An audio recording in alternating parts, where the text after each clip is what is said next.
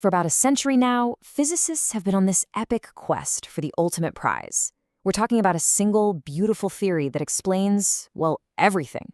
The entire universe, from the tiniest quantum jitter all the way up to the cosmic dance of galaxies. Today, we're jumping right into this race for a final theory. I mean, that's the big question, isn't it? Is there really a final theory out there? One that could unite every force of nature and basically hand us the complete instruction manual for reality itself? You see, this isn't just some quiet, stuffy, academic debate. Oh no, this is a high-stakes showdown of brilliant ideas. You've got your established champions, and now a brand new underdog challenger is stepping into the ring. So today, we're going to break down the contenders and, yeah, we're going to declare a winner.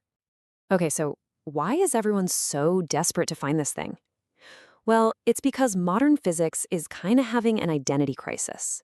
The source material calls it an ontological crisis, which is a fancy way of saying it's built on two incredible theories that completely, totally disagree with each other. So on one side, you have Einstein's masterpiece, general relativity. It pictures the cosmos as this smooth, flowing, continuous fabric of space-time. But then, on the other side, you have quantum mechanics. It says that deep down, reality is, well, it's pixelated. It's this jumpy, weird world made of tiny, discrete packets of energy. And here's the kicker. If you try to use both theories at the same time, like to figure out what's going on inside a black hole, the math just completely falls apart. They have a fundamental disagreement on what reality even is. Now, for decades, a couple of heavyweight theories have really dominated the fight to fix this problem. They're the reigning champions, right? The ones that get all the attention and, let's be honest, all the funding. First up, you've got the most famous contender of all, string theory. And its core idea is it's really beautiful and simple. The idea is that if you could zoom in on any particle, way, way down, you wouldn't find a little dot. You'd find a tiny, vibrating filament of energy, a string. And just like different notes on a violin come from different vibrations, all the different particles we see are just different notes played by these strings. But, and this is a big but, here's the issue. String theory doesn't actually predict our one unique universe. Instead, it predicts a landscape of possible universes. And that number you see, that's a 1 with 500 zeros after it. That's how many different kinds of universes the theory says are possible. And you can see the problem, right? If your theory can describe basically any universe you can imagine, critics say it doesn't really explain our universe at all. It becomes almost impossible to prove wrong, and for a scientific theory, that's a huge problem. All right, in the other corner, we've got loop quantum gravity, or LQG for short. It takes the exact opposite approach. Instead of starting with particles as strings, it says space-time itself is quantum. It's built from this network of tiny, discrete loops. A cool side effect is that it gets rid of the Big Bang singularity, replacing it with a big bounce. But LQG has its own Achilles heel. It's really struggled to explain where all the stuff comes from. You know, the fundamental particles and forces of the standard model. It describes a great stage, but it has a hard time producing the actors. So, with the old champs kinda stuck in a stalemate, a new challenger has stepped into the arena. It's called the sci-fi theta theory of infinity, or just TOI.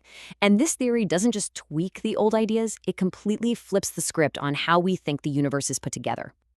The core concept here is a total game changer. You see, most theories try to build reality from the bottom up, starting with tiny strings or loops and building everything from there. TOI proposes creatio ex totalitates, which means creation from the whole. The idea is that our universe wasn't assembled piece by piece. No, instead it was carved, like a sculpture, out of a pre-existing infinite reality. So, you're probably asking, how on earth do you carve a universe out of infinity?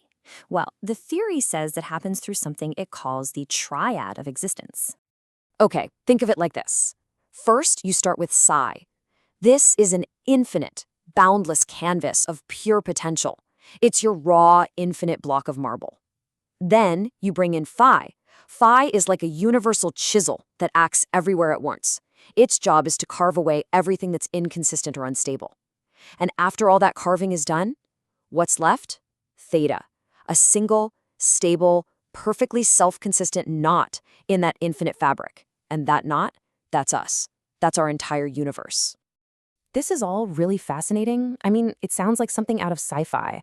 But in science, ideas live or die by one thing and one thing only: Can they make risky, testable predictions about the world we actually live in? This is where the rubber meets the road. This is where we separate the real contenders from the pretenders. So let's look at the tail of the tape. When you put them all side by side, the differences are just crystal clear. String theory gives us that massive multiverse landscape. Loop quantum gravity is still wrestling with matter. But look at TOI. It claims there is one single, unique solution, the golden set, and it stakes its entire reputation on being falsifiable. It makes bold predictions that we can actually go out and test. And this right here is TOI's big play for the title. This is its potential knockout punch. Unlike its competitors, which are often criticized for being post-empirical or stuck in a world of pure theory, TOI throws down the gauntlet. It makes concrete predictions that we can go looking for, maybe even soon. Okay, so prediction number 1 is called the golden ripple. The theory says that the act of carving our universe out of infinity should have left a very faint, very specific echo in the cosmic microwave background, the afterglow of the Big Bang. It predicts a repeating wobble, a log periodic oscillation, with a super-specific frequency tied to the golden ratio. If we find a signal at exactly that frequency, well, that would be a massive smoking gun. And it doesn't stop there. Prediction number 2 is something called twist memory.